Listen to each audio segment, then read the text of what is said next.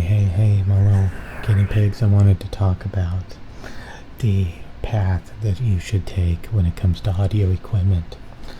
The first earbuds you should ever get are the Type-C earphones by Samsung, more specifically the EO IC100s.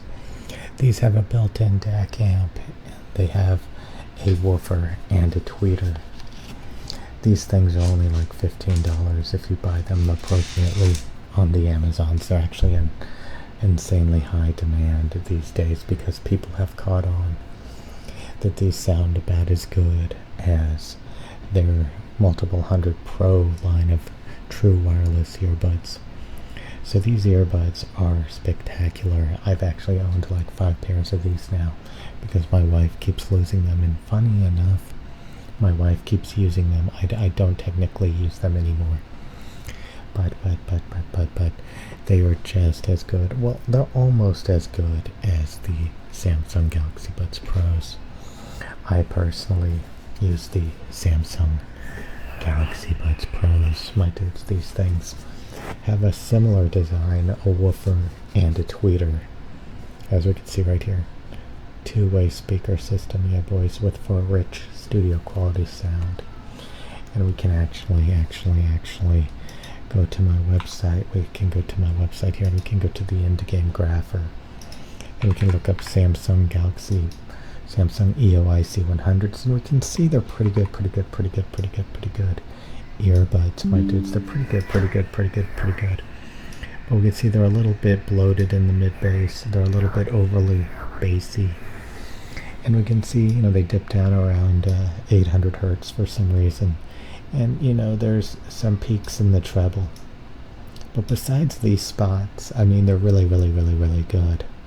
And again, that's where the Samsung Galaxy Buds Pros come in, where they kind of clean up the sound a little bit from that other one. We can see they don't have the dip anymore at 800 hertz. They're not overly bassy. We can see that 8K peak's a little bit reduced, but they still have kind of like, some bite to the treble, which is perfectly fine. But we can see how the Samsung Galaxy Buds Pros are actually really good. But the EO IC100s are actually still in production. And again, we can actually look at the latest Buds 4 Pros and see that they're not much different. So you might as well just get the EO IC100s, because you're basically getting the pro sound at $15, yeah boys. So that's the reason why we get the Samsung audio equipment, and the reason why we have Samsung phones. We get the Samsung phones, my dudes. But this audio equipment, although it's nice, you can take the Samsung Galaxy Buds Pros in your wireless container here, and we can see they're in this waterproof container, and you can take them with you, and it's really good. Oh boy, don't want to have those fall on the ground, we'll lose them. So these are really good, the Samsung Galaxy Buds Pros. About my little skibbity dibbities, my little schwiggity schwiggies. What if we want to do even better than that? Well, that's when we've got something even better to show you. And that's the SIMGOT EM6Ls.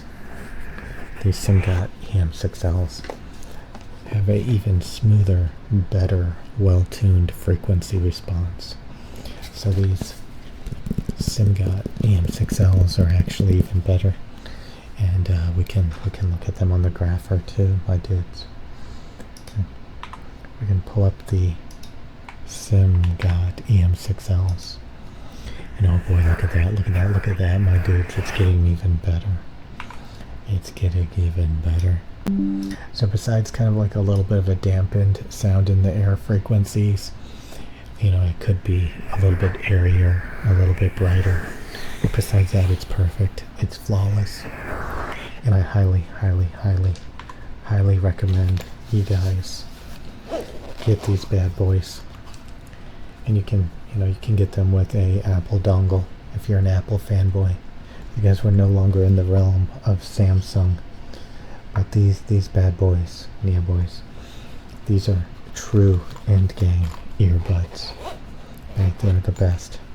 They're better than the rest. And that's what I recommend. The SimGod EM6Ls for the world's best IEMs. But we're not done. We're not done, my little skibbity dibbity dudes, my little schwiggity shoes. There's some other options out there. And that's where we have the EPZ P40s.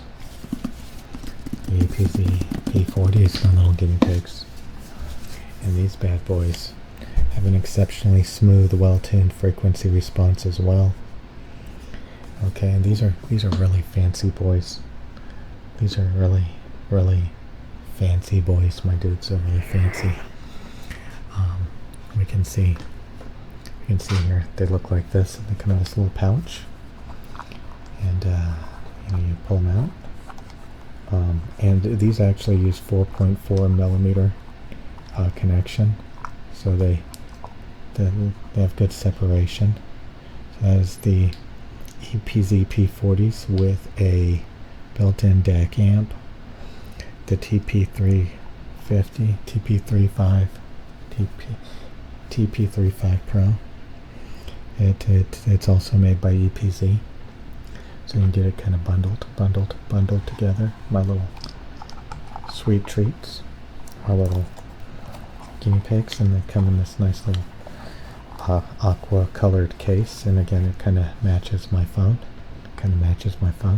So this is like a really cool planar multi-driver earbud. I honestly, this case is a little ridiculous. You really gotta like fold it up or it's not gonna fit in there, and honestly that's probably one of the worst things about this one. It comes in a little small case, and since I've got the the TP35 Pro dongle with it, kind of pain in the ass to put back in there.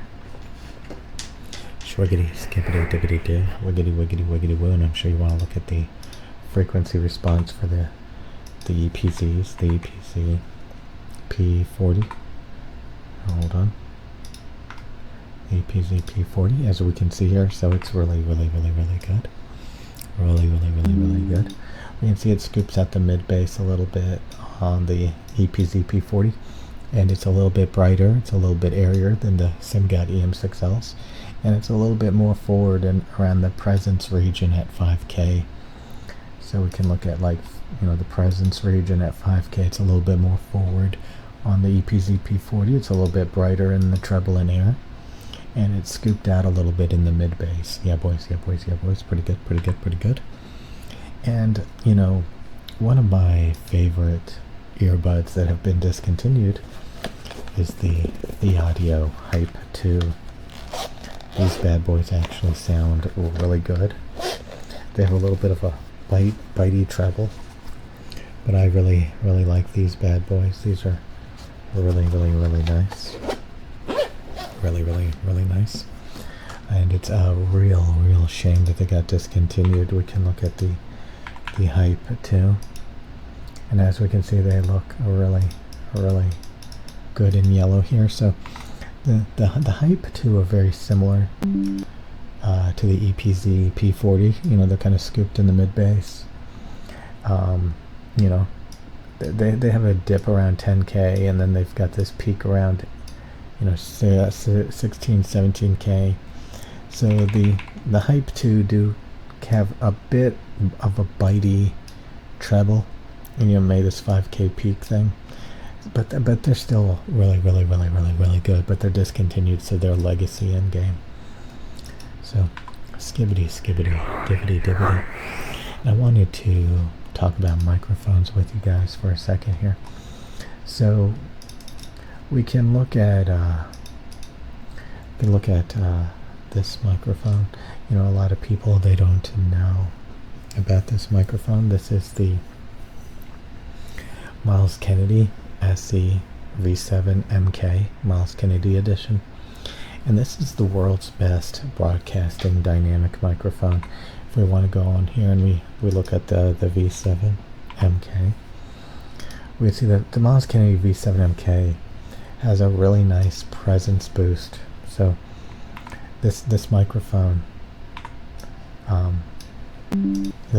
has really good bass extension. It gets rid of sub-bass rumble that you don't need for voice, but it's really bright, open, and clear in the high frequencies above 1K. So those vocal harmonics are very bright, forward, and clear, while also being very extended and neutral in the fundamentals. So you end up with a very bright, open, and clear sound with a lot of warmth. And when you look at like a microphone like the SM7B, which is a competitor when it comes to broadcasting mics, we can see that like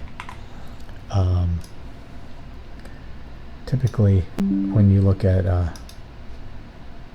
microphones, you align it at 1 kilohertz. So we can see the SM7B, it's got a little bit of a chewed up treble. It's it doesn't extend very well, and it's got the same bass response, but it's just not as bright and open and clear. It's kind of got like this dark spot and this dark spot on the SM7B, while it's much brighter and open and clear. Now they do have a presence boost switch on the SM7B, and we can see that the presence boost switch and bass roll-off switch on the SM7B, with the switches on, you lose a lot of that proximity effect and that low-end harmonics. They're completely gone. And the presence boost is a little bit wonkier and less extended. So you're a lot better off with the SE V7 Miles Kennedy Edition microphone. It's a real bad boy. Yeah, boys. Okay. So I think that's all I really wanted to say in this video. I just kind of really wanted to teach you guys about audio equipment. The world's best audio equipment. Yeah, boys. Schwiggity, skippity, dibbity doo, wiggity wiggity, wiggity woo. Yeah, boys. See you guys later. Hey, my little skippity dippity doos, my little schwiggity schwiggity schwizz. I wanted to tell you guys that Samsung makes the world's best earbuds. You got your wired earbuds, and you got your pro version. Pro version, yeah, boys. They sound very similar. They both have these amazing two-way speakers for rich sound, a woofer and a tweeter. A woofer and a tweeter, yeah, boys. A woofer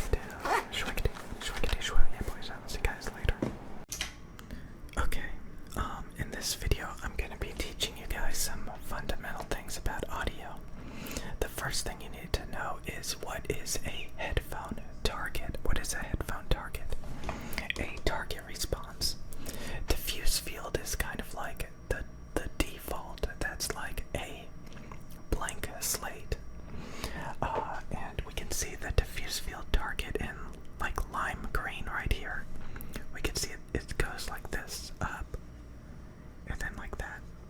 Okay, and all of these other lines we can see are various popular headphones, like the very expensive Sennheiser HD800S, the DT990s with worn pads that I use, the Sennheiser HD560S that some people glamorize, the AKG K712 just because of how crazy the bass is, we're going to look at that, and then the Audio-Technica M50X. So some of you guys probably use these types of headphones.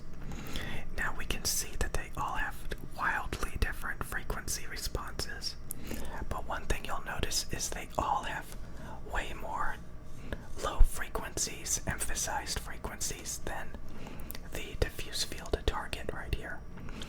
So diffuse field, everybody knows that diffuse field measurement is very shouty, which is the reason why we can see a lot of headphones scoop out this region.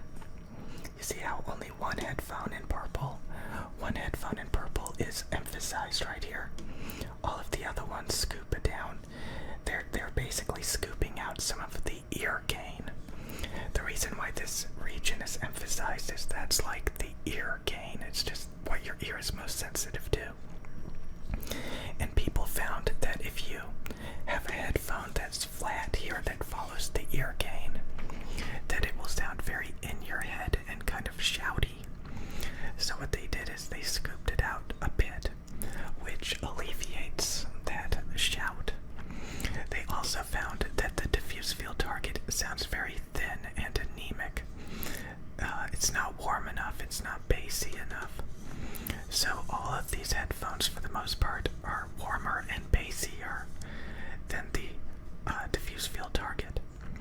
Now once we get into the treble, a lot of these deviations are from like low quality.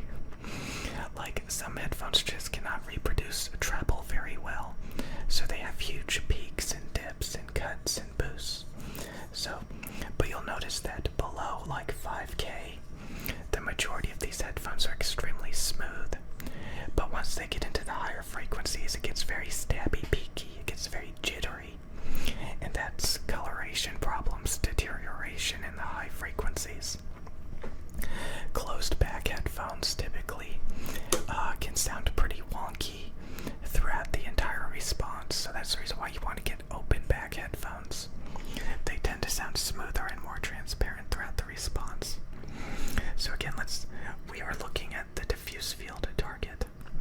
There is a target called the Harman target, which is basically they do a 10 dB bass boost. It's kind of hard to see. They do a bass boost here. They roll off a lot of the high frequencies because they think diffuse field is too bright. But you'll notice that now all of these headphones look a bit flatter in the highs because they scooped out the ear gain, and that's mainly it. And they rolled off the highs a little bit. They did a bass boost, so it makes all these headphones look like they have weak bass all of a sudden, below 200 hertz. But we can see that now the M50X in purple, Audio-Technica M50X in purple, now look very prominent around 3K. They look very shouty, very prominent there, because again they do not scoop out the ear gain like the Harman target says you should. Okay, so since the Harman target is like the only target that's like attempting to be a industry standard, a lot of people worship the Harman target, but a lot of people think the Harman target doesn't sound very good. They think it sounds thin. They think the high frequencies sound a bit veiled. They think they sound okay. Let me show you. So this is my headphone target on the diffuse field. Both the Harman target and my target have a scoop in the high mids at 3K. Okay, to widen the soundstage so it doesn't sound shouty. It has diffuse field level treble extension. It has a 10 dB bass boost right here. The Harman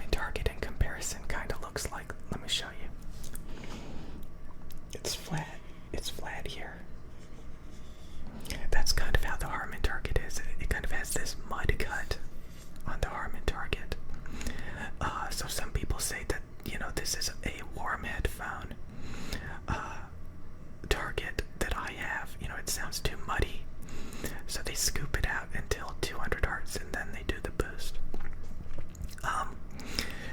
But again, Harman Target also has the ear cane scoop right here, like so. Okay, but the Harman Target like starts to like. Some people think that you should go like this. Some people think that you should go like this. Okay. Now the effect of doing this. Some people think that this is a good frequency response.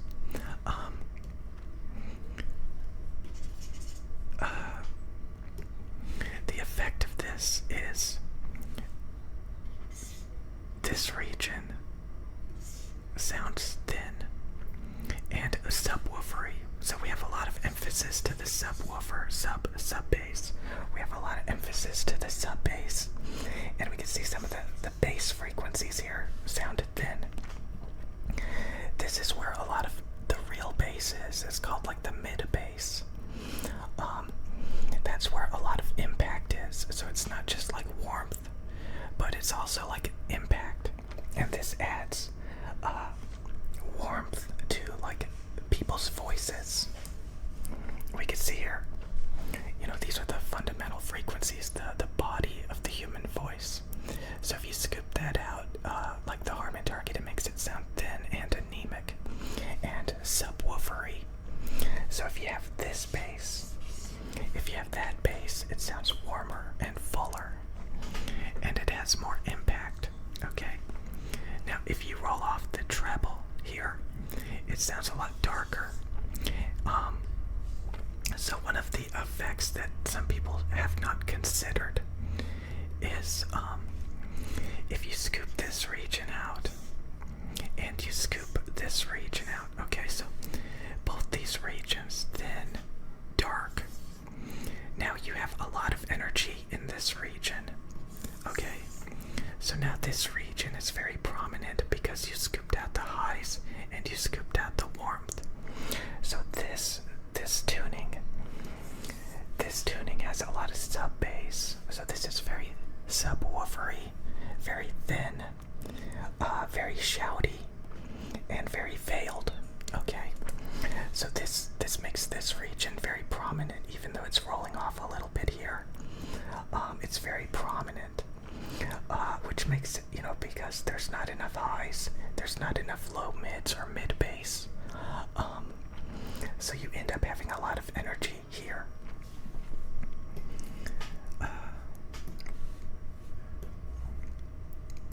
But if you have this and you have this, now this region is less prominent, okay? Because these regions and these regions are covering up this region a little bit better. Okay, so now you bring back the brightness, the speech, the articulation, the sibilance, and you warm up the sound so that the human voice has more body, more warmth. Okay, now let's say, for example, this is completely flat without any bass boost. If it's completely flat on a headphone, it sounds very lifeless. The bass sounds very lifeless, like, you know, there's not enough emphasis. Some people call emphasis texture. Yeah, some people say like, oh, this bass has more texture. Typically what that means is it's bass boosted, so it's audible, so it has more texture. It's more, you know, so you can hear the bass better. Some headphones have poor bass extension, and it'll actually roll off, and that sounds really thin. So completely flat, it does have audible bass, it just does not have enough energy. A bass boost gives you enough energy so that it's impactful, so that you can feel it, so that it sounds like you're close to the sound source. Proximity effect. Okay. So again, if you scoop out the treble here, it loses sibilance, brightness, articulation, clarity. If you do not scoop this region out, it sounds in your head. It sounds like there's not enough width. It doesn't have a sound stage. Okay, so all of this is like visible on this graph here with all these different headphones. Let me add one more. Let me add one more headphone. The 660. Let me add 660S. That headphone does not have much bass. Actually, let me get rid of that. Let me add the 580. The 580. This is a discontinued headphone that some people glamorize. Okay. We can't see it because we have too many headphones. We have too many headphones. Okay. Let me talk about some stuff first. Okay. So the orange one, the AKG K712, the AKG K712 in orange. Let me change this. The K712 in orange, we can see this one has a lot of emphasis from like 1000 hertz to 220 hertz. Okay, and that's very warm and muddy. Okay, that's very warm and muddy, what we see there. The other headphones are not very muddy. They're not overly muddy and warm. So that one headphone is really overly warm and muddy, and it competes with the low bass frequencies. So that's bad. Okay, so let's get rid of the K712s. The K712s also have this 2 kHz peak right here. So let's get rid of the K712s. Okay, so some people could argue that some of these headphones have a little bit more mud than others, but really it's just a tiny bit of warmth. It's not like overly bloomy, overly bloated. The K712s are bloomy and bloated. As long as there's more bass than low, as long as there's more sub bass than mid bass or low mids, then you're pretty good. So as long as this region is a little bit weaker than the bass, the sub bass, you're pretty good. So if we look at the one in green is probably the one with the least bass emphasis, and that's the 560S. The 560S lose a lot of treble clarity. It dips down. It's scooped out right here on the 580S. So it has very poor treble extension. It has a lot of energy around 5.5K before the treble is ripped out. And it has very weak bass. Okay. Some people glamorize that headphone. It has very boring, lifeless bass. Okay, so now we have the HD800S. That has it's a warm headphone with not enough deep bass. Okay. And it has a wide soundstage. It has this treble cut problem. It's got this 6K peak problem on the HD800S. Okay, so now we have the M50X. We have the M50X in blue. That have the, they don't have the ear gain scoop, so they don't have soundstage. They have some messed up treble peaks. They have a mud cut kind of thing going on here, so they sound a little bit thinner in the fundamentals. And they have about the same amount of bass as the Biodynamic DT990s. Okay. So, all in all, this headphone has the soundstage scoop, the transparent treble, diffuse field treble, the bass boost that's required to give you impact and warmth and body to the sound. So again, diffuse field is too thin. It doesn't have enough bass. It's too shouty. It's too in your head. So you scoop it out. But it does have real world level brightness. Okay. But if we look at it on the Harman target, it kind of makes it look like it's got that mud there at 200 hertz. Like it doesn't have enough sub bass because, it rolls it off because it's open back. But a lot of people will demonize this headphone because they look at it on the Harman target, which some people worship the Harman target. So they say, oh look, it's too muddy. Oh look, it doesn't have enough bass, deep sub bass. Oh look, it's way too bright. It's way too bright. So a lot of people are like, oh, you need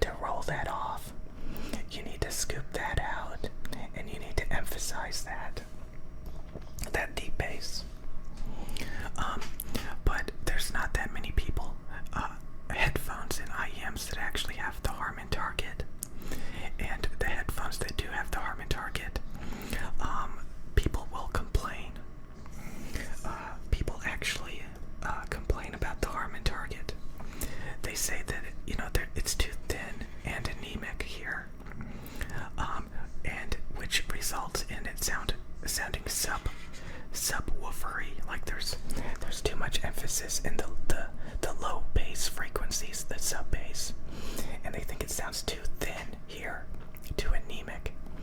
But some people would say, oh, that's mud, you know, that's bad. And then they roll off the high frequencies. So some people say the TT990s are too bright, they have too much treble extension and emphasis. But if we look, the end result of that scoop and that roll off is a lot more emphasis to this region here.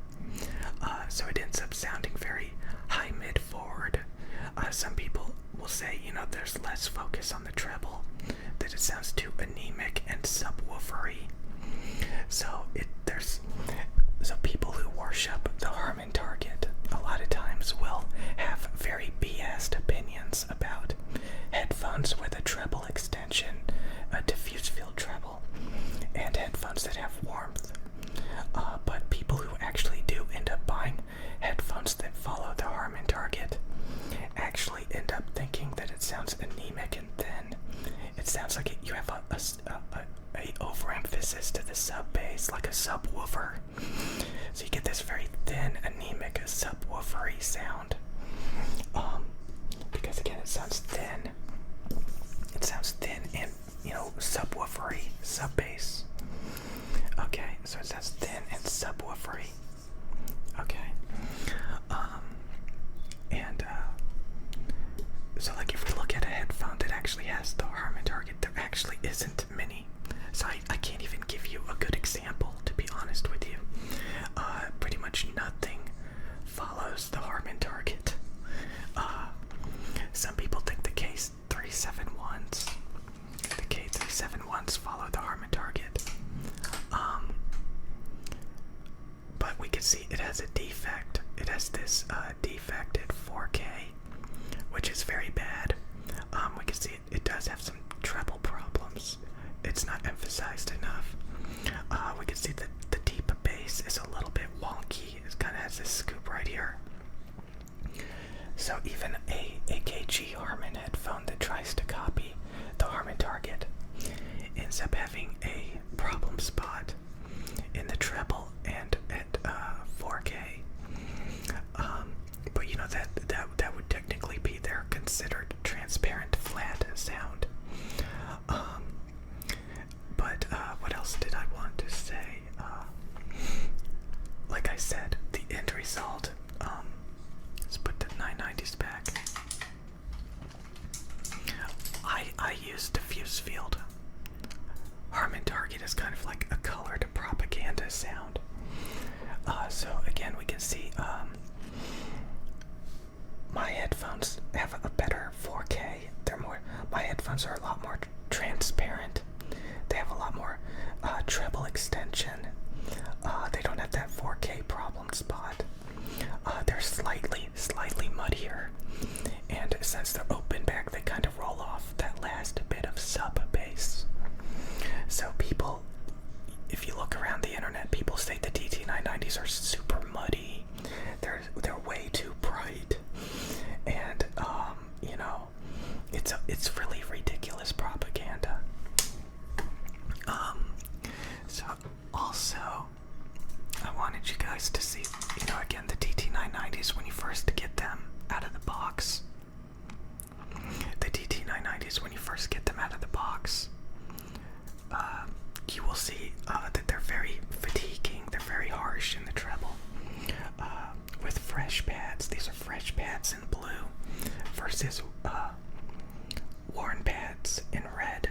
Okay, so when you first get the DT990s, you have to use them for like a week or two, and these treble spikes will smooth out. They're very shrill, and especially the 6K peak, that's very fatiguing. But these high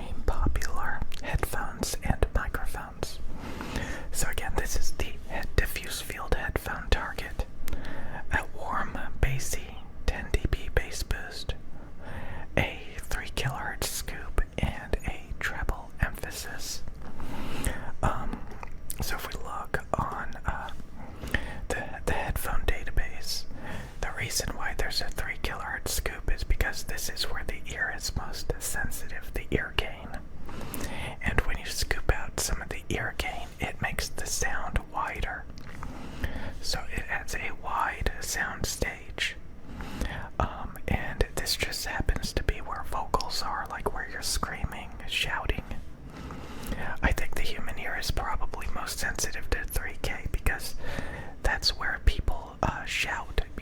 The frequencies when people are screaming and yelling. So like maybe from like a distance, this would make it easier for the human ear to hear people yelling from a distance. Like if you think about it, like from a evolutionary standpoint. So for example, pay attention to this spot. See how this is a vocal singing microphone.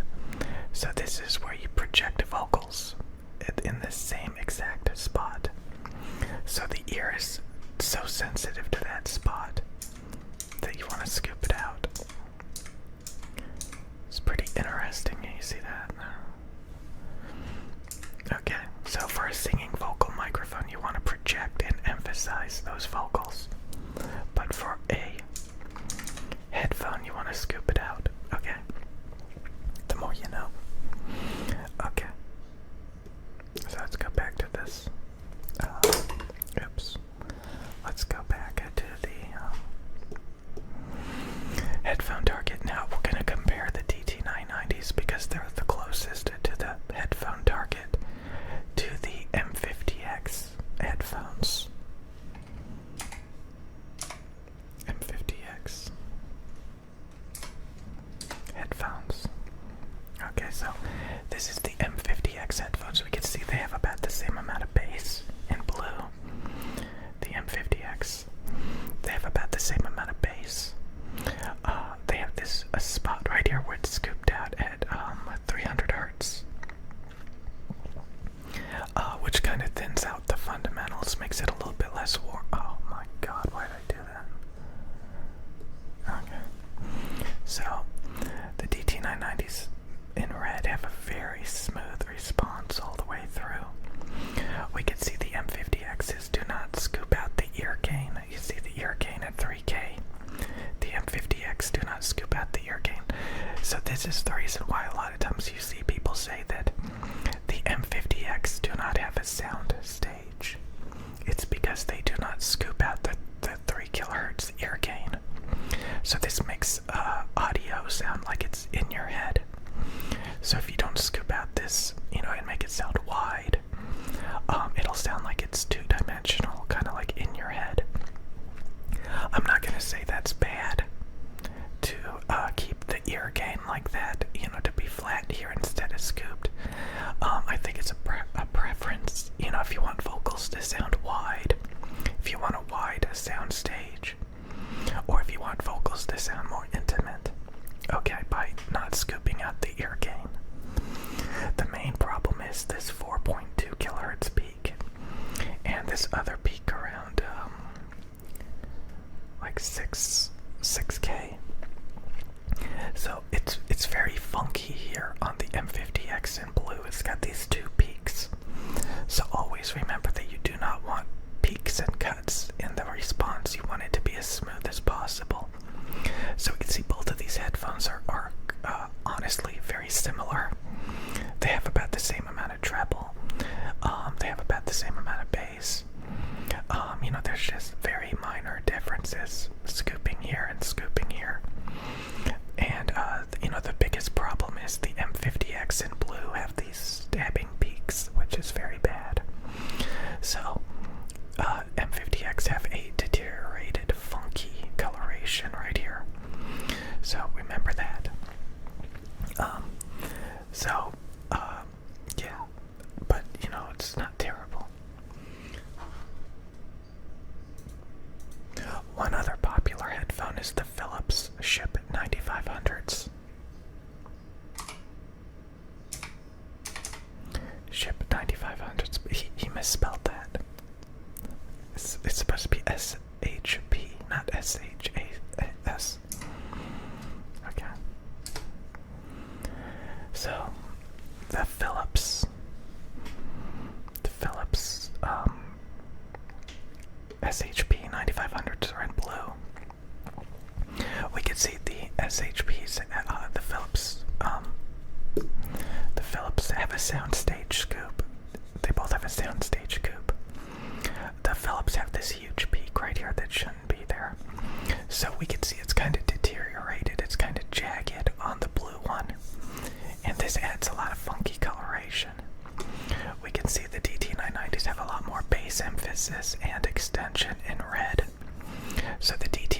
these have a smoother high, mids, and treble, and more bass emphasis, while the Ship 9500s have more flat bass and a rolled off sub bass big time. And the high mid scoop for a wide soundstage is a little bit funky sounding. That peak is definitely funky. That cut right there around 910K is also kind of a dark spot. But both of these headphones, we can see they're very bright. Diffuse field level treble, a wide soundstage scoop in the ear gain. They both scoop out the ear gain at 3K. And then, there's a difference in bass emphasis. Now you may think, wow, okay, the Ship 9500s look a bit bad. Let's get rid of the DT990s and put in some expensive headphones. I think the Ship 9500s were designed to sound like the Sennheiser HD800s. So that's the Sennheiser HD800s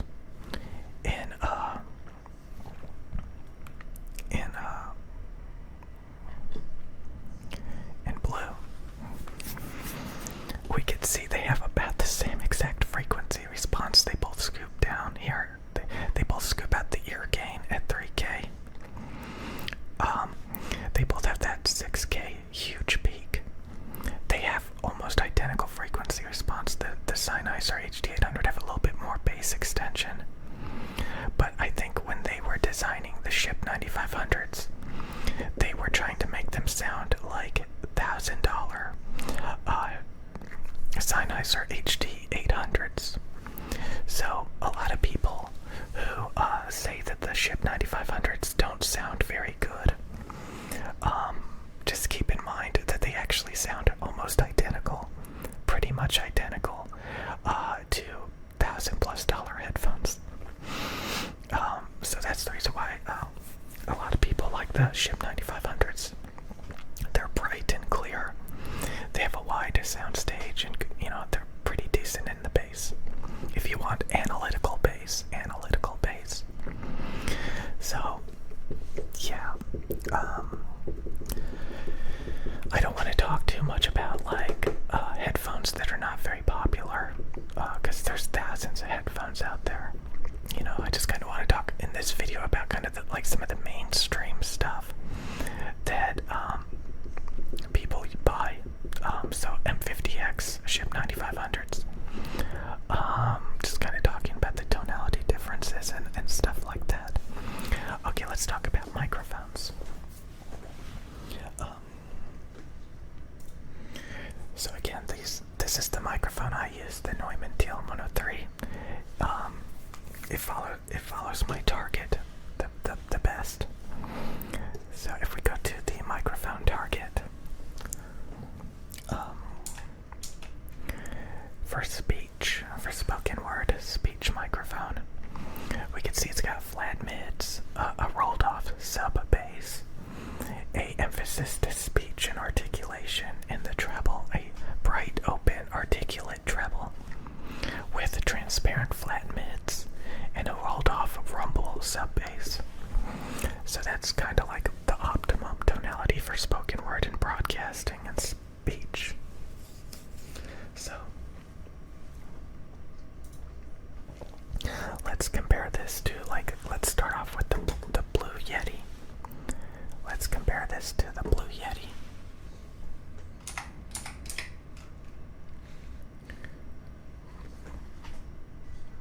Blue Yeti. So this is a very common ASMR microphone. The problem I have with this microphone is we can see it rolls off a lot of the bass, a lot of the warmth. So it doesn't have that kind of intimacy when you get really close to the microphone. It doesn't sound like really warm and bassy.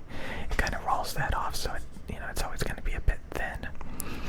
The main problem I have with this microphone is it scoops out 2K right here. You see that scoop on the Blue Yeti in purple? That makes it sound like you're gagging. It's kind of got like this gagging effect. Because that's your throat.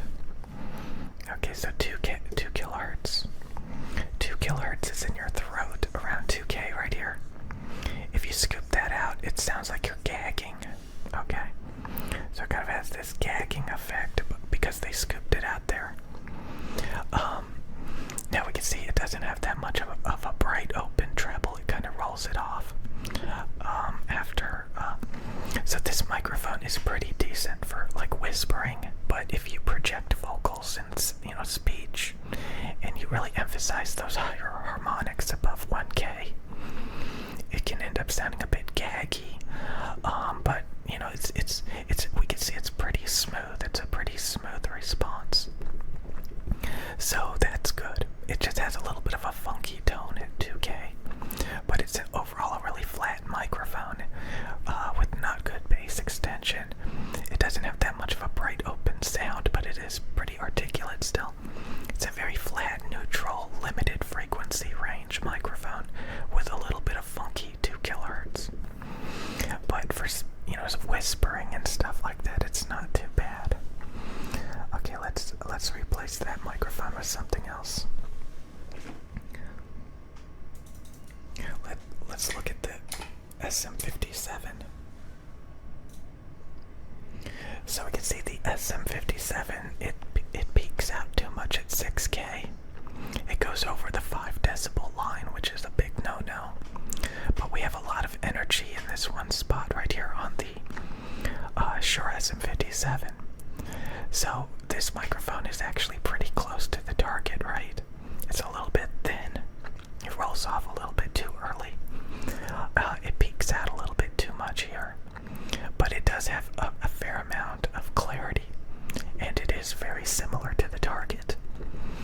So honestly, it's too peaky at 6K. There's too much energy there. Let's compare it, the SM57 to the SM7B.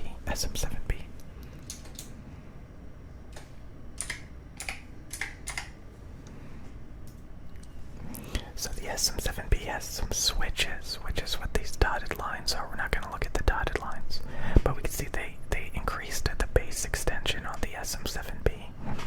They flattened the high frequencies. So the SM7B is a bit darker. It's quite a bit darker. It still has that peak around 6K. The peak is still there at 6K. And then around 8, 9, 10K, it's scooped out quite a bit. And then it kind of goes back up a little bit for a little bit of sibilance and articulation. But it's got this dark spot. It's got a lot of energy around 5, 6K. So I really don't like the SM7B, and it's very gain hungry. It needs a lot of gain. Which stresses the preamp, which has preamp hiss. So you want a very sensitive condenser microphone always. In my opinion, dynamic microphones are outdated technology. You can find a handful of really good condenser microphones that just significantly outperform it.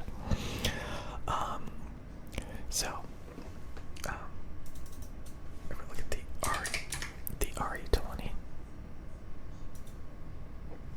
So the RE20 microphone, it's hard to see, but it is more screwed up here than shown on the graph. But the RE20 has a bit more, treble clarity. It's got really good mids and bass. Like we can see, it follows the TLM103 exactly. The RE20 gets really screwed up right here. It's hard to see, but it's got some treble clarity. It's just not emphasized as much.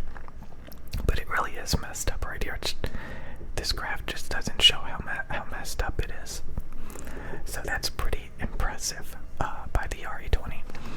So I want you guys to remember just how important these measurements actually are to giving you a proper idea of the sound. And this optimum target is a big deal. This is a big deal when it comes to sound quality. Okay. What other microphones can I talk about that people get? We can look at some nerdy microphones. Like, I don't know if we should bother. AKG. We're not gonna do it. We're not gonna look at these nerdy musician microphones. So again, most people buy these M50X headphones. They buy the Shure SM7B. They buy the Blue Yeti.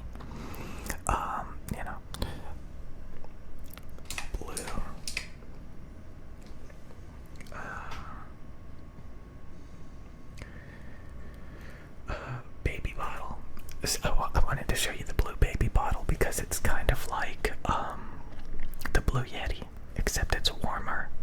It's more emphasized here, but it has the 2K scoop. The 2K scoop, just like the Blue Yeti, which is kind of funny. So yeah, you can look at these more expensive studio microphones, like the AT4040. And we can see the AT4040 has a screwed up treble, but they tried to make it really good flat mids, but they screwed it up here. It's all chewed up and stabby peaky. So you can really get a good idea of if the company is really honest about the frequency response. Because if we look at my guide here, it says along the top, warning, some measurements may be provided by the manufacturer and manipulated. Certain companies will smooth out the graph more than they should to make their microphones look better. And it can be misleading. So you gotta be careful about that. The last line of defense is listening to the microphones and deciding if they sound good to you. So again, I don't want to sit here and review every single microphone and headphone on the market, which I could.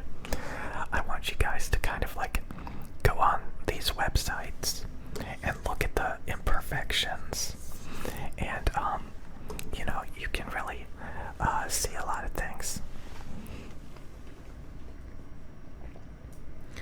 Because again, when you're using this equipment, especially for long periods of time, people and you are going to hear that, that 6.5K peak on the AT4040. They're going to hear that 9K cut. It's supposed to be smooth. Not have this huge peak right here. Stuff like that.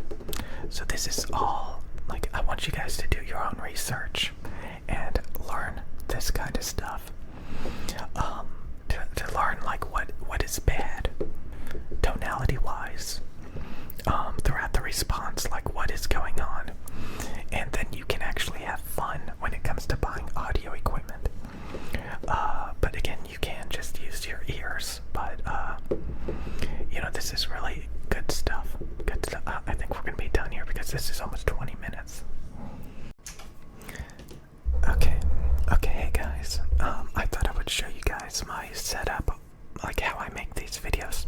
This video is gonna be just about image quality. Maybe I'll make other videos about like audio and stuff. I already have a couple of videos about that, but I kind of wanted to talk about like what camera do you get, what lens do you get, what do you have to worry about.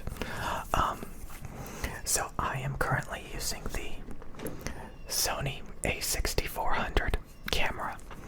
This came out quite a few years ago. It's actually very common. A lot of streamers on Twitch and stuff use this camera as like their streaming camera. So I highly recommend Sony cameras.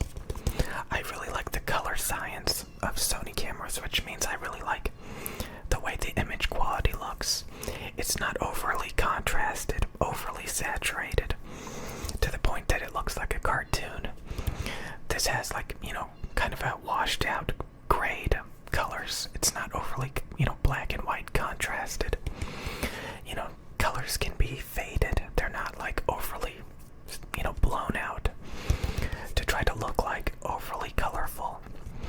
Like a lot of times that happens with like cell phones and like Canon colors. Oh, everybody likes Canon colors. Typically because it's, it's overly contrasted, overly saturated. And, so there's different color sciences. Like sometimes skin tones will look yellow or green. Sony colors, typically your skin tone looks a little bit red.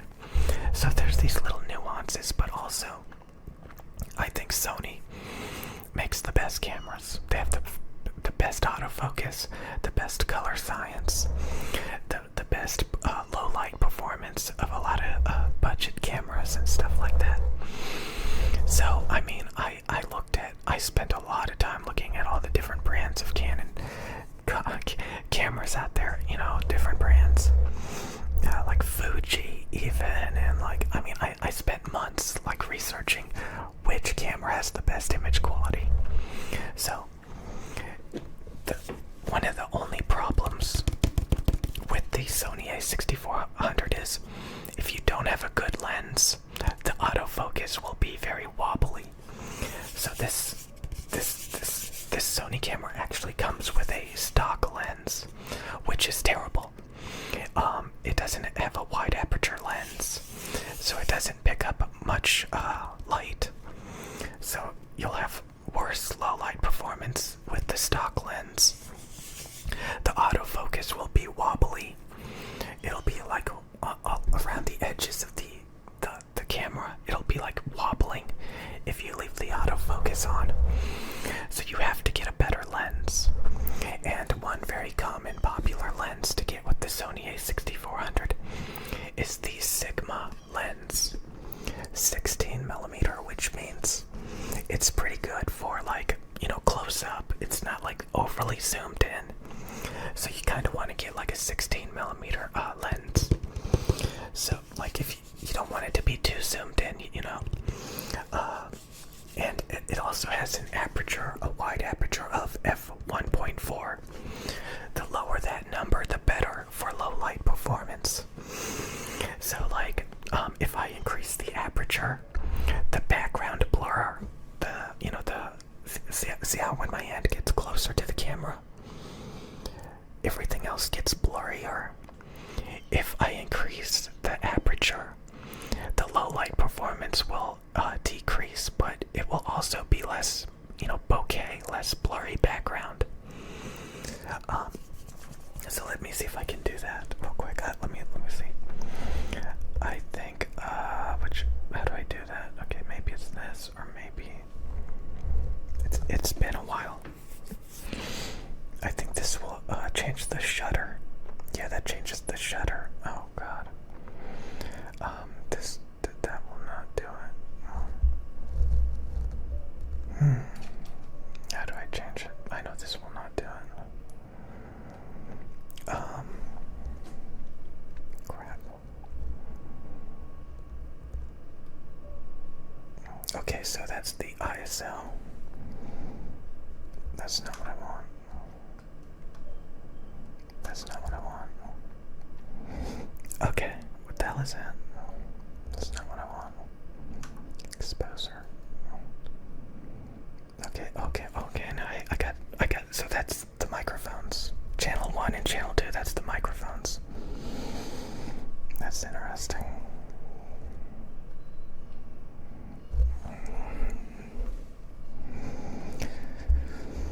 We got all these different things. Okay, so that's pretty cool. So it shows autofocus is enabled, and some autofocus specifications.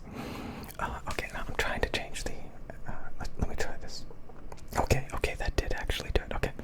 So as I increase the aperture from 1.4, it's gonna, look at the ISO.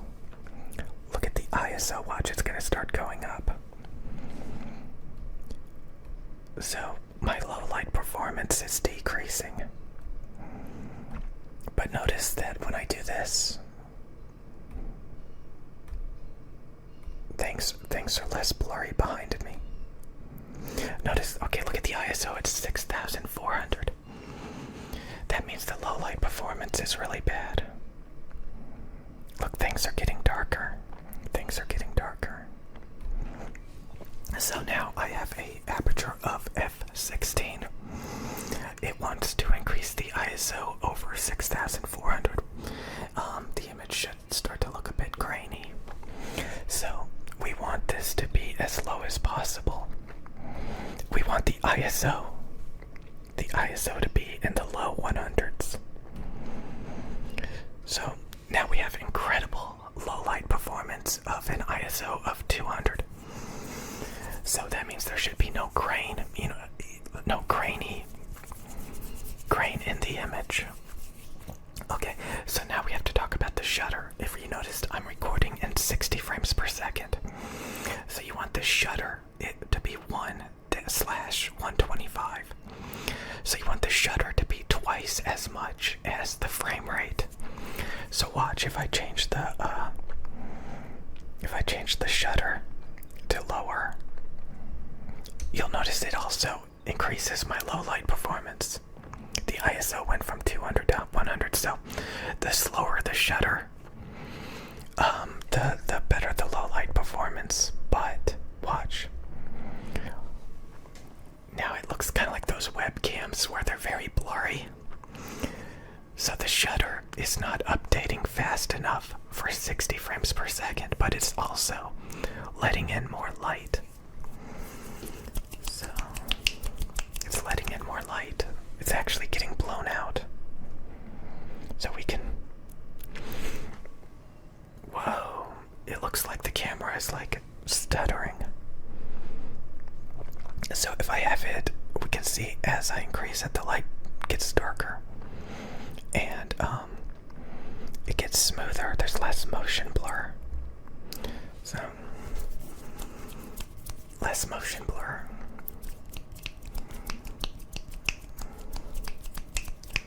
Okay.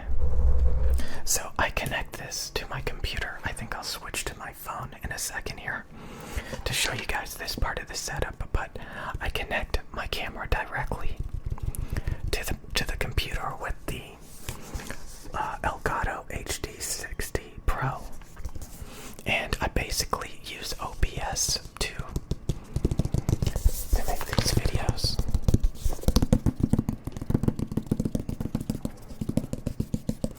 Look at that ISO, it's 160 to 200, that's crazy.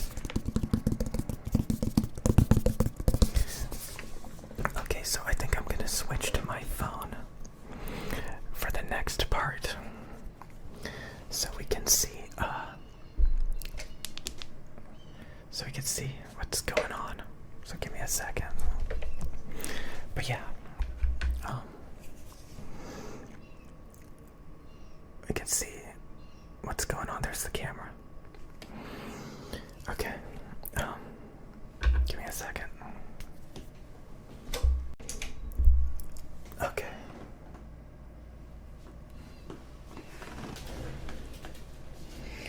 So over here, I'm literally, connected to my computer directly through the HDMI out. And the HDMI cable goes all the way to my computer.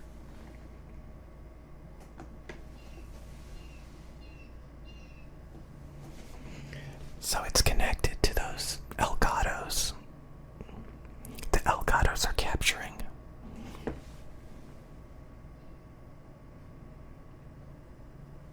The Elgatos are capturing this feed in OBS.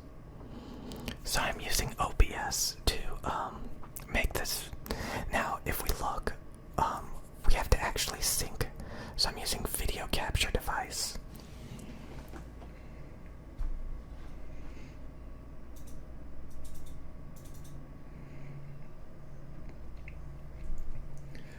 So we can see the game capture HD60. Now I have to actually sync up the audio. So let me show you that.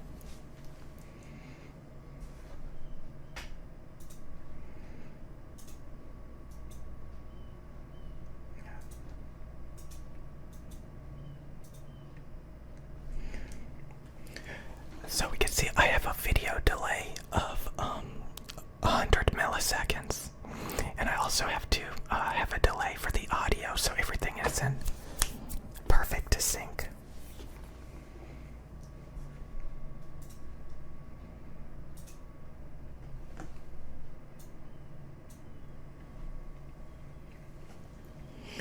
So we can see my audio has a delay of 200 milliseconds.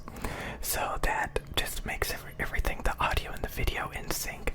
And you kind of have to play with these numbers until, it's in perfect sync, or it's going to be out of sync.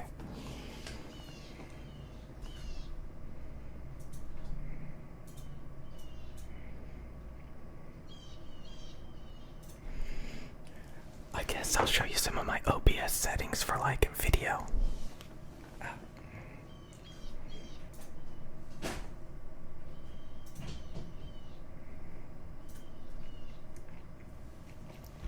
So those are my bitrate settings. You can search what are the best settings for YouTube. Bitrate for the frame rate, second, I have to do something, but like, so this is kind of what you have to do. Okay, the last thing I wanted to talk about is the white balance. White balance is the most difficult thing you want to set. You want it to be custom. You do not want to use the presets. And this can take a lot of different tries. So I'm on custom 3, okay. So, like, see, I dabbled with, you know, see, that's too orange, for example. That's white. That's a little bit more red, orange. Do you guys think that one looks better?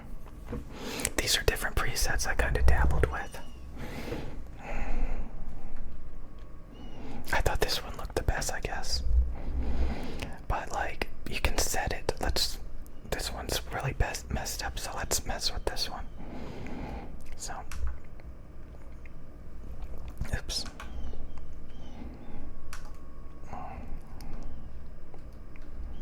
So this is how you set the white balance.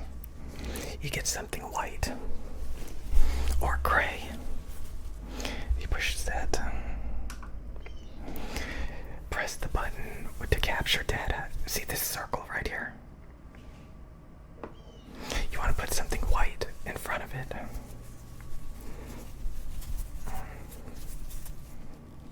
And then push the button. Okay, so does that look good?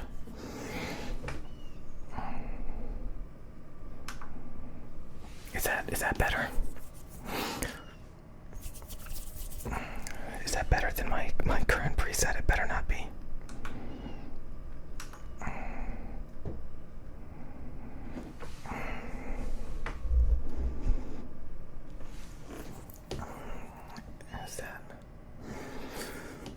That better not be better than what I've been using this whole time. So again, white balance, like if I do it again, for example, it's probably gonna be different. Watch, it's probably gonna be different.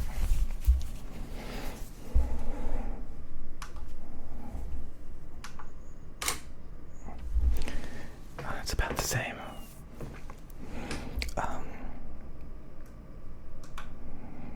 So you gotta be careful about the white balance because the presets, like, some of these may look good, like full daylight, fluorescent, cool white. Some of these may look pretty good, but they're actually hilariously off.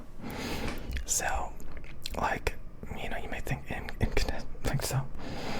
Yeah, so you really want to use like auto white balance. You don't want to use auto white balance because auto white balance, it may look good at first, but you'll notice as the videos progress, like if you're recording like a 15-minute long video, the white balance will actually start shifting around. So you will literally watch the colors like changing in real time. You'll see the colors shifting around and that's not good. So you want a kind of static, you know, manually set setting. So that number 1 actually looks pretty good, doesn't it? I set this one a long time ago, number 3. So it's very difficult. Which one looks more accurate? I don't know. But that's how you set the white balance. And you may want to, you know, test it. So anyway, that's it for this video. White balance, if you have OCD, is like the number 1 thing that you can mess up, and it will mess up all the colors. Okay, I'll see you guys later. That's how I do my recording setup. Okay, I thought I would add this to the end of the video, but I do use a compressor on my audio, and that is just to prevent the audio from, you know, clipping, going red, like that. You don't want it to go red like that. So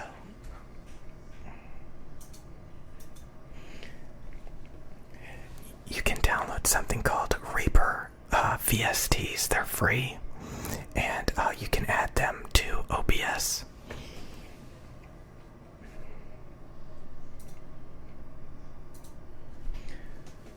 So those are my settings, and I want you to look at this.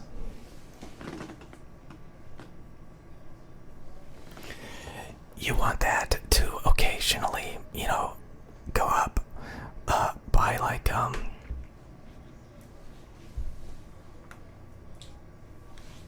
a few decibels. Like that just shows you're compressing.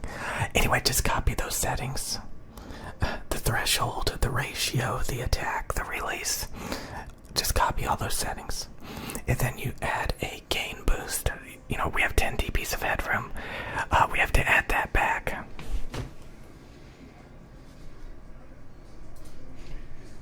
So I do 10 to 12 dBs of gain boosting. Hey my dude, I wanted to guide you on your path to end-game audio, the best audio that you can possibly get. I wanted to start with the cheapest and go all the way to the best.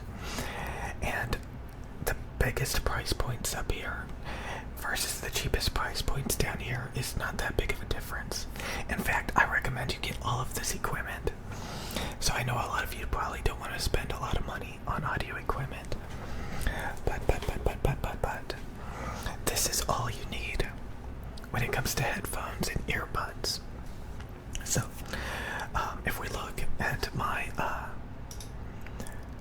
target, so this is how all of this audio equipment measures that we're going to be talking about.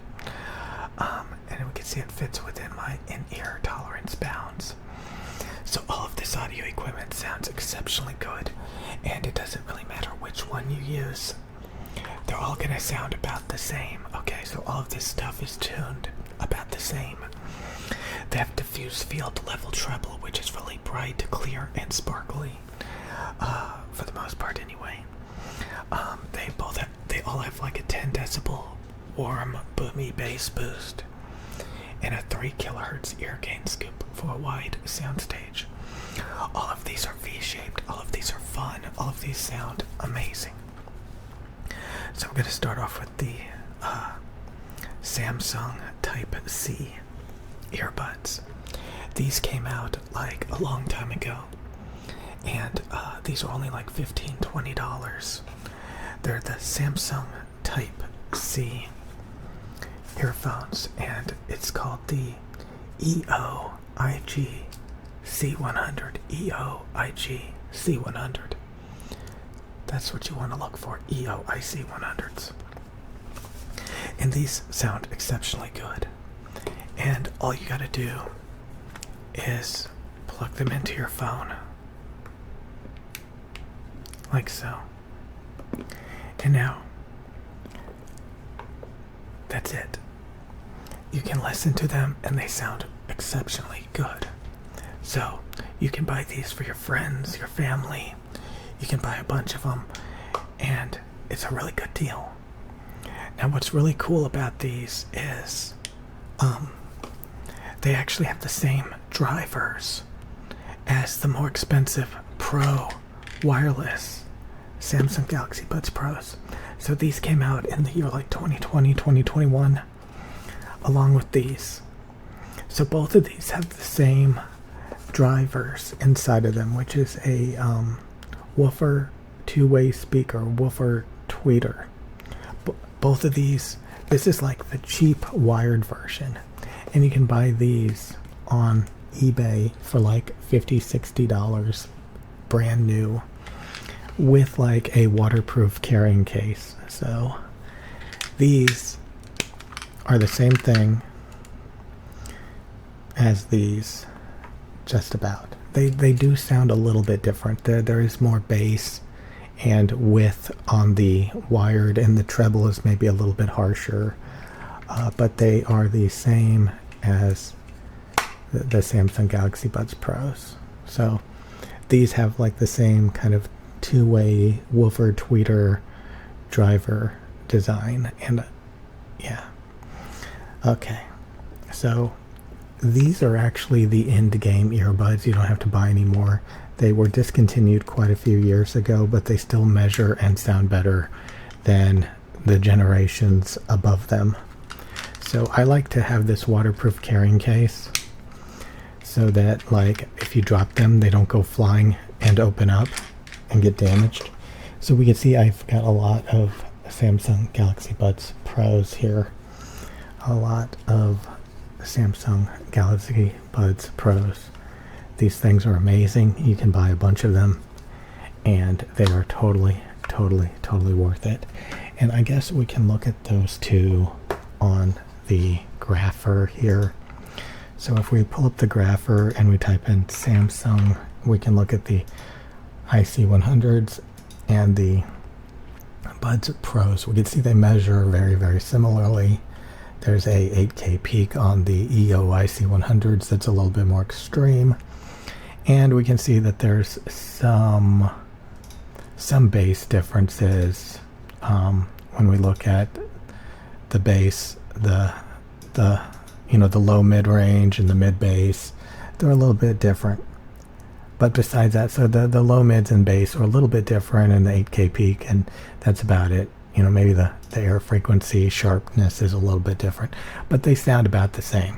Okay, so you're basically getting a steal, for like what, $15-20. You're getting wired in-game earbuds that are equivalent to the Buds Pros. And again, these are used, they're discontinued, and they only cost like $50-60. So very good. And speaking of discontinued, these are probably impossible to get. These are the Theaudio Hype 2. They weren't massively produced like the Samsungs, obviously. So you having the likelihood of finding the Hype 2 earbuds by Theaudio, extremely rare. You probably won't ever actually have a chance to buy these. And these are really good as well. I just kind of wanted to bring them up because they're also discontinued. Like, we can look at them on the grapher here, and they're really good. The Hype 2. So we can see they all measure and sound about the same. The Hype 2, the Theaudio Hype 2, they were really good, and it's a shame they're no longer in production. So now the next upgrade, when it comes to, like, you'll notice everything else is wired. So this is the only true wireless, you want to get, the Buds Pros. Now they do have, we can just quickly discuss like the more recent Buds. Like if we look here and we look at the Samsung Buds 4 Pros that have recently come out, we can see that they're a little bit darker in the highs, and a little bit wonkier. I honestly think the original Buds Pros Legacy Endgame are better. We can see in the high frequencies it starts to roll off a bit on the Buds 4 Pros, but it's not, and they have a bigger 8K peak. So, and we can see a kind of a dip in the upper mids around 2K that's not supposed to be there, and a little bit extra sub bass, but that doesn't matter. So I just think that the original Buds Pros for like $50-60 on eBay are a better deal than the Buds 4 Pros, but the Buds 4 Pros are not that bad. Which leads me into talking about the next earbud, and that's the SimGot EM6Ls. These are like the best, most transparent earbud out of any of these. So why would you want to get this?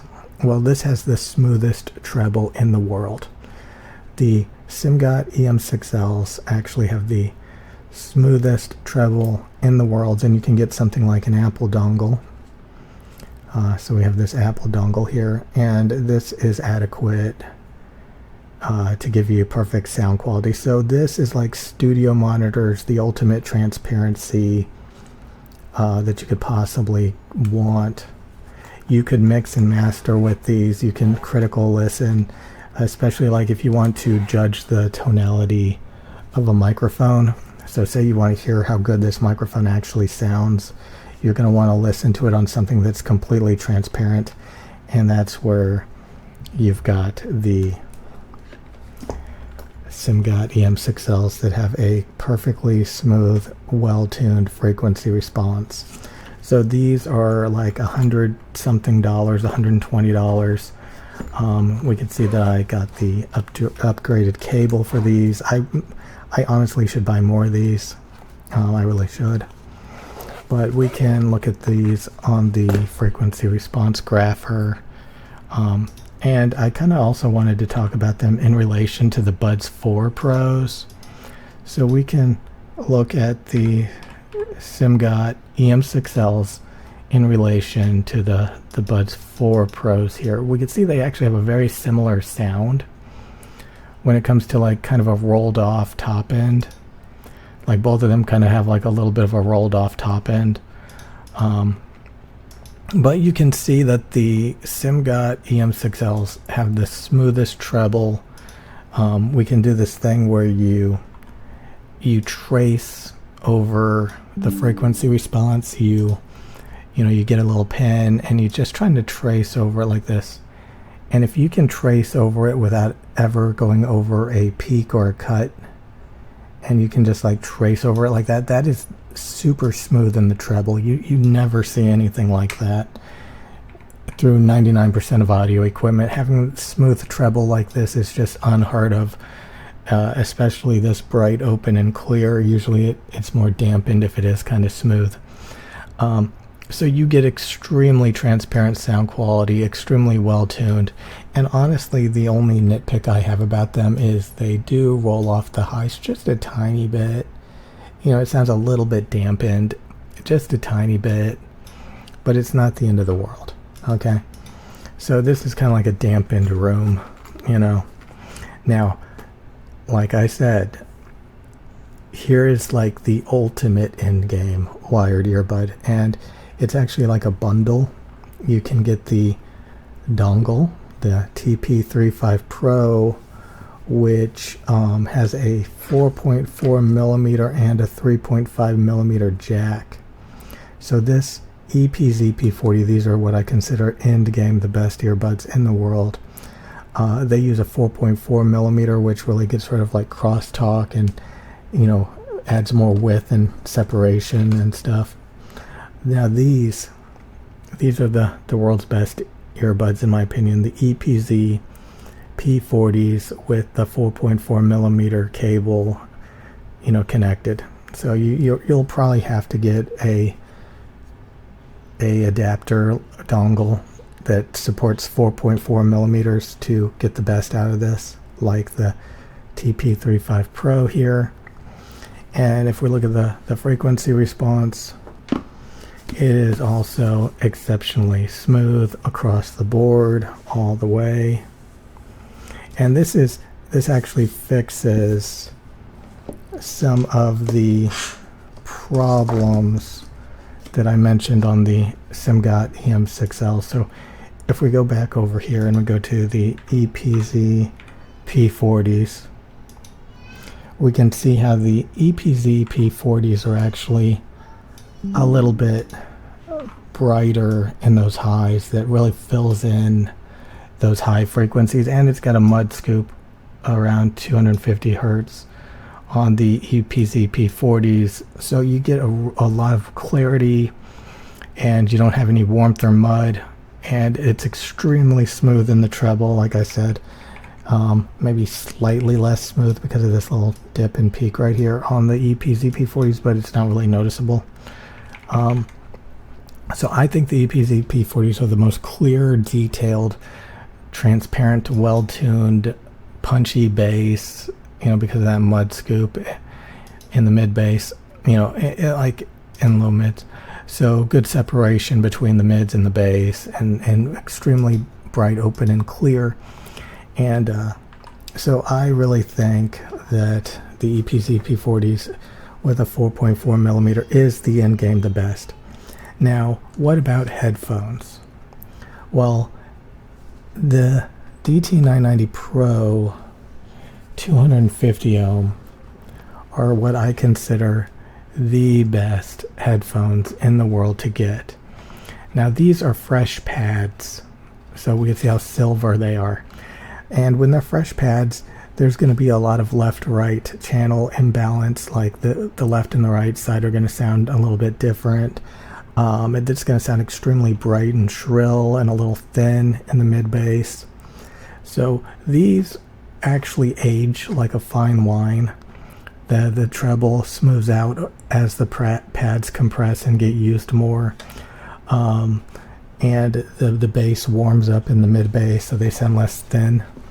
So the true end game is actually worn pads that have been used for a long time. So these age like a fine wine. These are like, they're better the more that the more that you use them, the better that they are. They actually sound better with time. So we can actually pull that up now. So we can leave like the EPs, EP40s here and get rid of the SimGots. And we're going to look at the DT990s now. DT990 Pro with fresh ear pads. So with fresh ear pads, and I lost the P40s. So we can see with the DT990s and the EPs, EP40 have the same kind of thin mid bass. That we can see the EPs, EP40s have a huge punchy sub bass and bass, while the DT990s, since they are open back, they roll off the bass. So that's just a downside to having grills or an open back design. The bass will start to roll off, so it's hard to trap in bass with open back headphones. And we'd see with fresh ear pads, we've got these treble spikes, especially at 6K. That's the bad spot. But we'd see 3 treble air peaks and a 6K presence peak. And we can see if you smooth this out, you get the EPs, EP40s. So the EPs, EP40s are basically like smooth treble versions of fresh pad DT990s.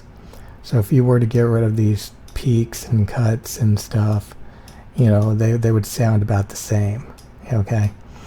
In the treble. If you get now, once the pads wear in on the DT990s, we can see that the sound changes dramatically. So with worn ear pads, we can see that the presence region drops down a little bit compared to the fresh pads that are much more prominent, like the P40s.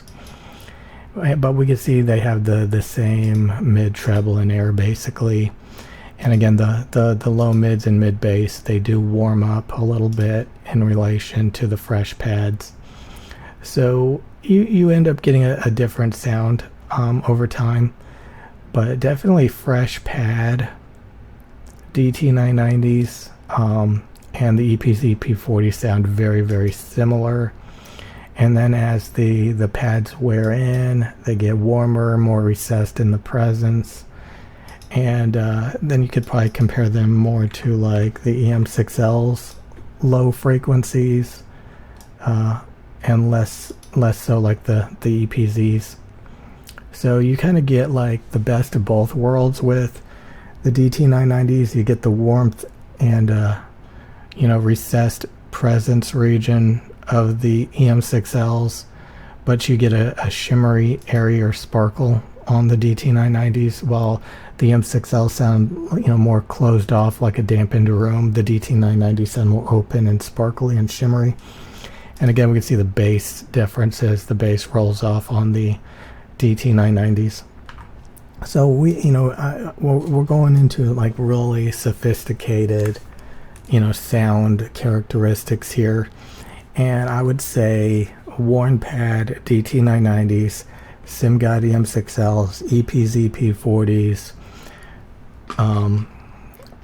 the Samsung Galaxy Buds Pros, all of these have their use cases wireless on the go. I use these to walk to the gas station, buy energy drinks and stuff like that. You can give people these Type C earphones. They sound about as good for $15-20. You can get studio critical listening with the SimGot EM6Ls, And then for the best tuned, most optimum, the EPZ P40s with a 4.4 millimeter dongle. And then for headphones, the end game is Warnpad DT990s. So, you get them fresh. They sound, they're pretty harsh. They're pretty fatiguing when you get the DT990s fresh. But they smooth out and they will be the best headphones you've ever had in your life. So, I'll see you guys later, alligators. Yeah, boys. Okay, I wanted to talk about the second microphone target, which is for singing. Since I don't sing, I don't really care about this particular target. But basically, there's the singing U47 style. You can call this the U47 style. And this is like for spoken word. This is like the U87 style. So U87 has flat mids. U47 has tilted mids. So tilted versus flat. Okay, so tilted versus flat mids. Okay, that's really the only difference. It boosts the vocal presence right here around 3 to 4K. While on this one, it's flat. Okay, so it boosts the vocal presence versus flat. Okay, so this is for projecting your vocals on top of a mix and thinning out vocals. We can see this kind of tuning on a lot of microphones. So this is the Shure SM7B, and we can see that's the tilt. So that thins it out and projects vocals on top of a mix. That's the second tuning, and then the flat tuning. The flat tuning is more natural. The flat tuning is for spoken word, and it's a lot more natural. It can be used for singing as well. If you thin it out too much, it sounds like a tin can, and it's not really usable for anything. And spoken word sounds really unnatural if you boost this region. So you want to keep this region flat for spoken word.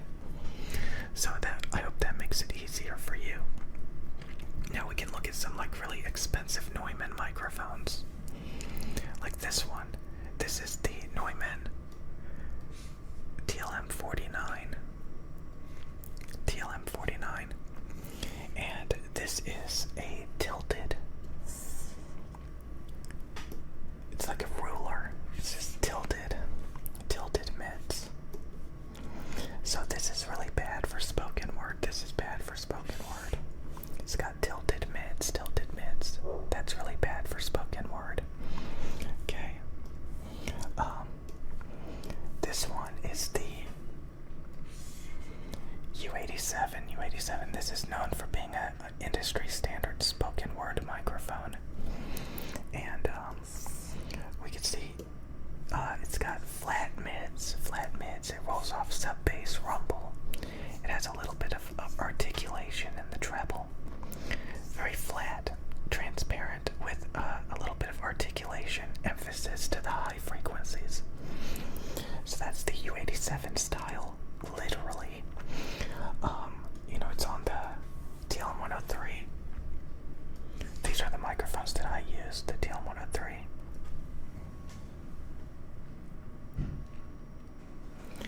And we can see it's got flat mids, speech treble clarity, rolls off sub bass. Okay. Transparent mids, rolls off sub bass rumble, open clear treble. Okay. This is the Neumann M147 tube. And this has tilted mids. Typically flagship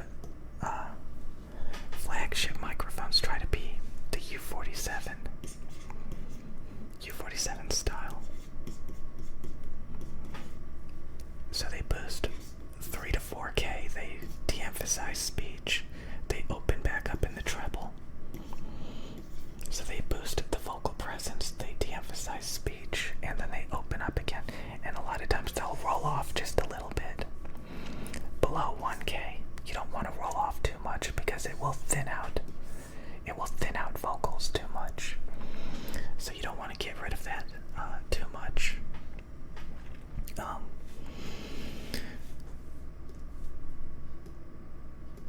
So that's the two main tunings. One has flat mids, which is much more natural and good for spoken word and singing.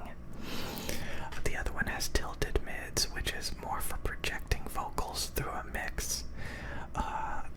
This is the vocals like ah la la la la la la. We can see that on the guide. The guide here, it says throat, throat, throat. So this is like the soft palate in the back of your throat. So this, if you want to see how this works, the fundamental frequencies are your chest resonance, your throat. The fundamental frequencies are basically your lungs, your vocal fold. You know that thing that your vocal cords. So basically, your voice is an instrument. It travels through your chest resonance, your fundamentals, your warmth. It gets higher in frequencies. It goes in through your throat, up your throat to the back of your soft palate in the back of your throat. And then this is like vowels. This is like the oral cavity in your mouth. Consonants and sibilants are formed by restricting airflow with your tongue and teeth. So your tongue and teeth, your articulation, your oral cavity, your tongue in your mouth, inside your mouth, and then your soft palate in your throat, and then down through your vocal cords to your chest resonance, your fundamental frequencies. So that's kind of how it works. So so this is emphasizing your throat and your soft palate in the back of your throat in your head. Okay? And it's kind of thinning out some of the fundamentals so it doesn't sound warm and muddy in a mix. So you cut through a mix better. And there's also other microphones like this one. This is the TLM-193. This actually scoops out the vocal presence. I would probably use this microphone to record instruments. We can see it scoops out the entire vocal presence. It's scooping it out. And then you could get like a presence boosted mic to work in combination with it. So these are the two tunings. It's kind of hard to see, but one is tilted and one is flat. I wonder if the TLM-193 is here. No.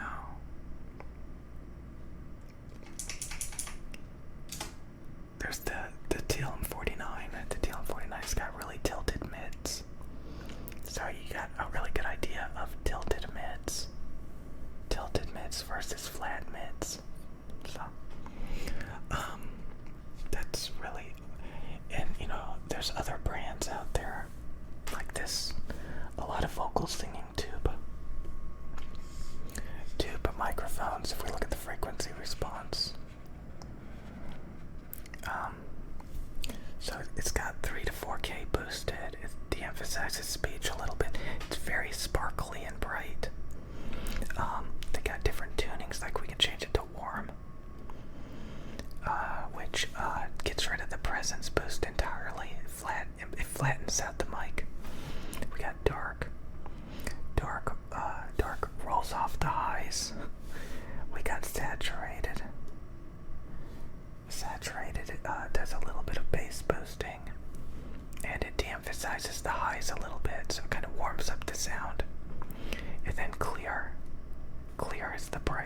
it's very bright. Warm rolls it off. So there's different tunings, okay? There's different tunings you can do, definitely, that you can play around with. But if you know the science behind it, you'll notice that microphones do not boost over 5 dBs, for example. So there's a distinct science behind these tunings. So many people think about microphones as these extravagant, expensive things, but really it's all about the tuning and just having reasonably good components and competency to produce good performing equipment. But at the end of the day, it's about the tuning. It's about, and if you know the rules, you know exactly what to get. So that's the reason why, like, I don't need one of these vocal singing microphones or tube microphones. Okay, so this is part of it, like getting confidence in knowing what you're getting and how to use it properly. You have to be really good at hearing tone and stuff like that to be able to really, for this stuff to actually matter. So this is the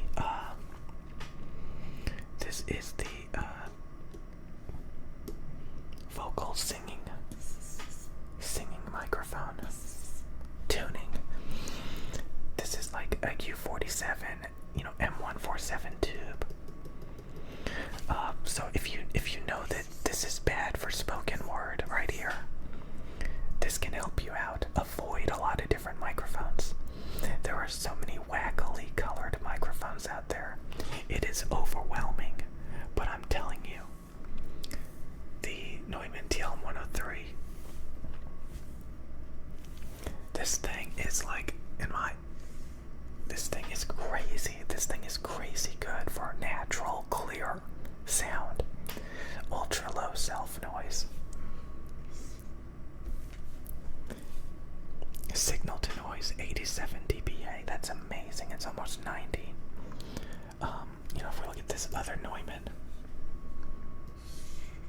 the U87, it's only 82 dBs. And if we look at the other pickup patterns, like Omni, it's 15. 15 dBA, 12 dBA, 14 dBA. Okay. Oh, we can look at the signal to noise here. Okay, so 68 dBA, 68 dBA, 71 dB. Oh, that's not what I want. That's not dBA. Okay, that's dBA. That's dBA right here. That's A-weighted. That's what we're looking for. So it's 82 dBs in cardioid, 79, which is terrible. It's in the 70s in Omni. Figure 8 is 80.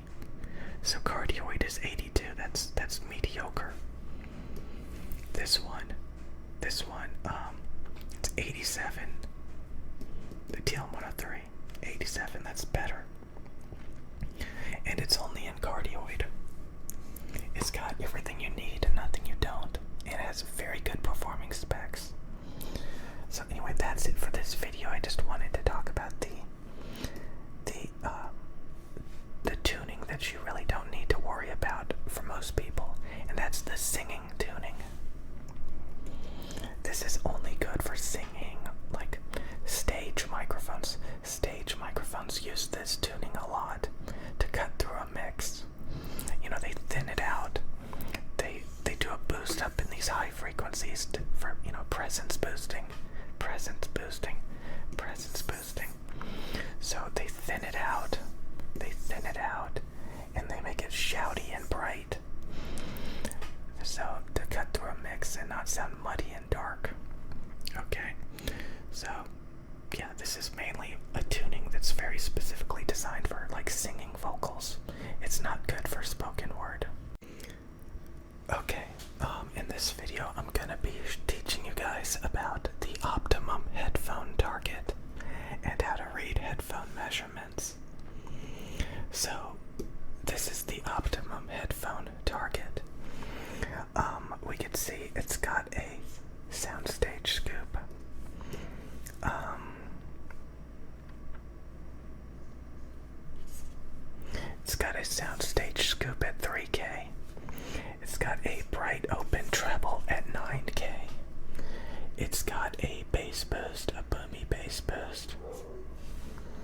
at over here, bass, bass, bass, bass, bass, bass. Okay, so we got a bass boost, a nice warm bass boost. Okay, we got a warm bass boost of 10 dBs. Remember that you boost by 10 dBs. The soundstage scoop is around negative 3 to 4 dBs. You don't want to scoop any more than that. And diffuse field level treble is very bright and clear, so we don't want to boost much more than 0 dBs. So diffuse field is bright. It's a little bit shouty, which is the reason why you scoop right here for diffuse field measurements.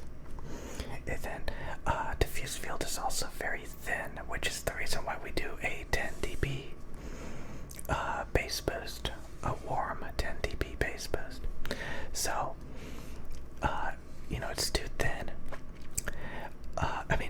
It's too thin and it's too shouty. So that's the reason why we do a scoop here. So for example, here is a website where we can look at all these different headphones. And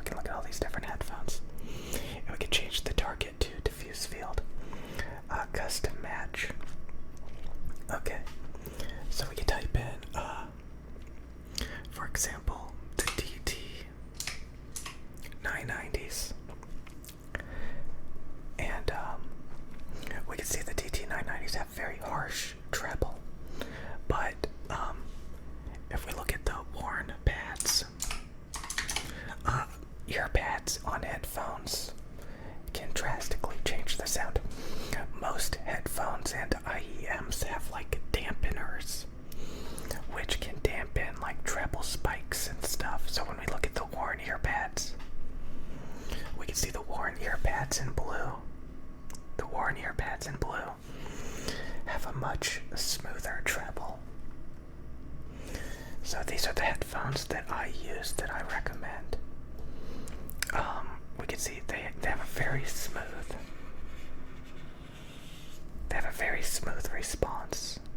But when you first get them out of the box, they're very harsh in the treble, but they smooth out over time with the worn ear pads. Okay, so if we look here, they have a bass boost, they have a soundstage scoop at 3K, and they have a clear open treble. Okay, so again, that's what we're looking for. 3K scoop, bass boost, and a diffuse field level treble, and diffuse field level right here. Diffuse field, scooped, boosted. Okay, so if we look at this headphone, the DT990s, if we look at the DT990s on the diffuse field target, we can see the DT990s lack a little bit of sub bass. They could use a little bit more sub bass.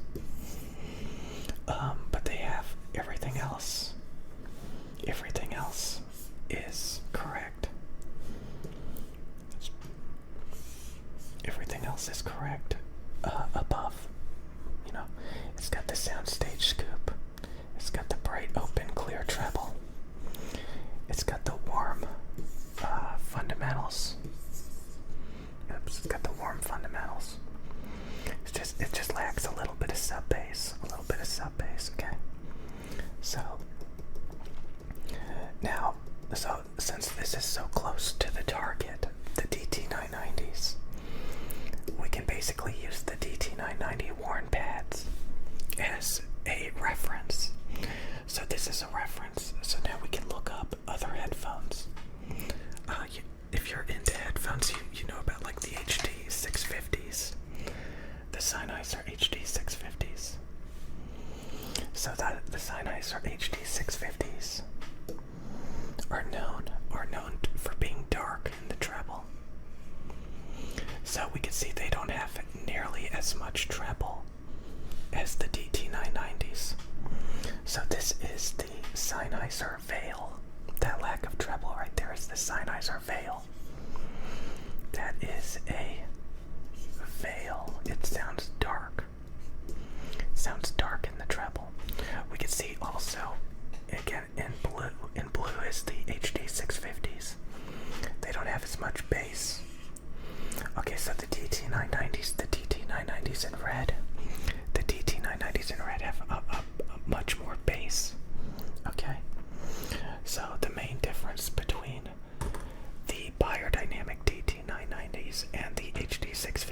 is bass and treble extension. DT990s have brighter treble. DT990s have more bass. So bass, treble, wide soundstage. Honestly, the DT990s are just better tuned. They're just better tuned. They're better tuned. Okay, so we can look up, some people say, well, why don't you get the Biodynamic DT 1990s? The 1990s, those are more expensive. The 1990s are more expensive than the 990s. But if we look here, we could see the 990s in blue, the 1990s in blue, the 1990s in blue. The 1990s in blue have this huge 4K cut, this huge 8K peak, this 9K cut. They don't have as much bass. So the DT990s have more bass and a smoother treble. The DT990s in red have a smoother treble. Okay, they don't have the 4K cut, the 8K peak, or the 9K cut. And they have more bass. So, sometimes, a lot of times, more expensive headphones like the Biodynamic DT1990 are actually worse than the cheaper DT990s. So here we can see like all of the defects in the headphones in these comparisons. Okay, so this is really cool, right? This can give you a lot of confidence in the equipment that you're using. Okay, so what about some really expensive headphones? The HD800S. Okay, so the Sennheiser HD800S are very expensive headphones, thousands of dollars. While the DT990s are like $250. So if we look at the HD800S in blue, it has analytical bass, which means the bass is not prominent enough.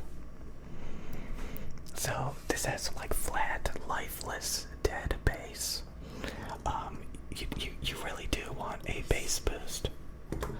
Flat bass is actually really bad. Okay, we can see they both have a soundstage scoop. Both headphones have a soundstage scoop at 3K.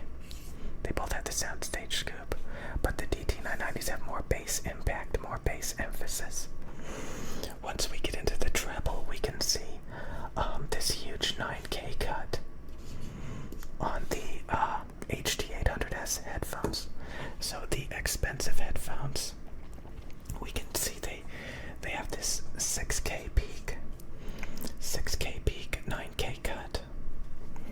So if we look at that, so this is really bad. See that's really bad. Okay, we want it to be smooth. We don't want this huge peak or this huge cut. So we can see the DT990s are smooth right through that. There's a 6 kilohertz peak, on the HD800S, a 9 kilohertz cut, and then it peaks back out. So it has a dark spot, a fatiguing 6 kilohertz peak. They have the same soundstage, and the DT990s have more deep bass impact, more bass impact. So HD800S have flat, analytical, lifeless bass. DT990s have fun, impactful, powerful bass. DT990s have a smooth, open, clear treble. HD800 have a 6 kilohertz peak, a 9 kilohertz cut problem, and then it peaks out back up here again. So this is bad. Okay. So this is just bad. You see the result? This one cut resulted in 2 peaks. So this is just bad. This is just bad. Okay. So that's a multi-$1,000 headphone versus some cheapo $150 DT990s. So we can keep doing this. You know, we could keep like looking up headphones like the 8K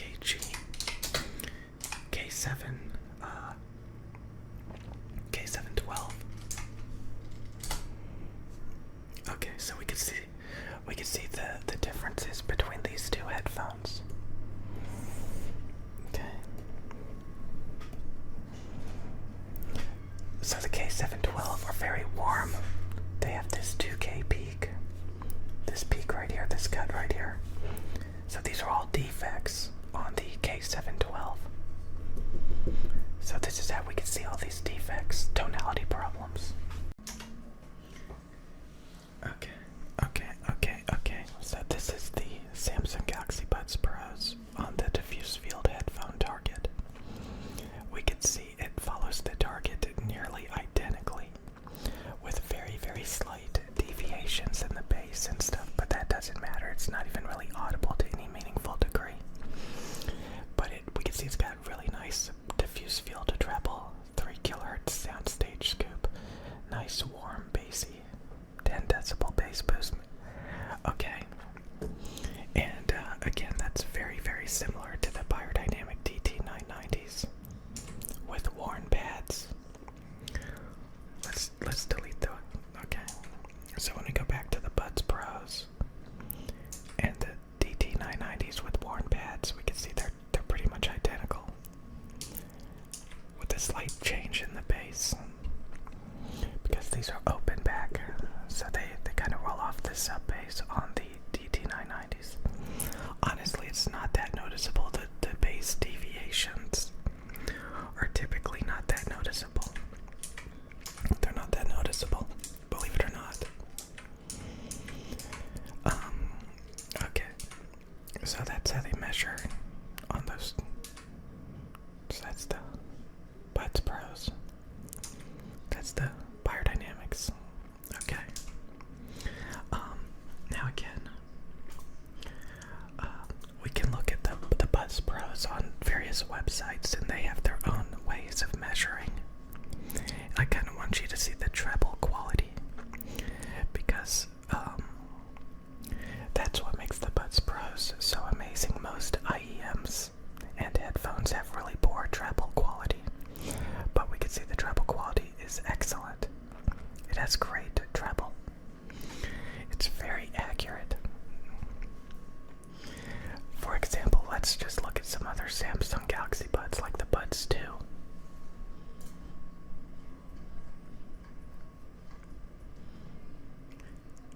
And we can see the treble accuracy is very lumpy. It's very lumpy. Okay. And if we go back and forth, so that's the Buds Pros, very, very high quality treble. Okay. And that's the Buds 2, Samsung Galaxy Buds 2. And let's read what it says. Treble accuracy is decent. The low treble is underemphasized, so vocals and lead instruments are veiled. However, the mid treble is slightly overemphasized. Okay. So it's very lumpy. Okay. And that's the problem. And then over here, it's very intact and transparent. Samsung Galaxy Pros have great treble accuracy. The low treble is very flat and neutral, so vocals and lead instruments are present and detailed. Okay. Now let's look at the Galaxy Buds Live. These are known for having like a really messed up response. And we could see yet again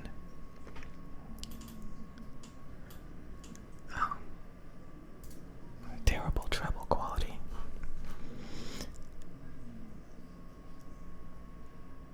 Okay. Okay, look at the Samsung Galaxy Buds Plus. Yet again, the treble quality is still pretty messed up compared to the Buds Pros. The treble is a lot more intact along the top here. It's got much better treble extension than that. Okay. So this is a lot more deteriorated and rolled off and stuff like that. So, what makes this so amazing is you can look up just about any headphone on the market, and they will not look like this. They will look wildly different. Okay, like the 560S that some people recommend. We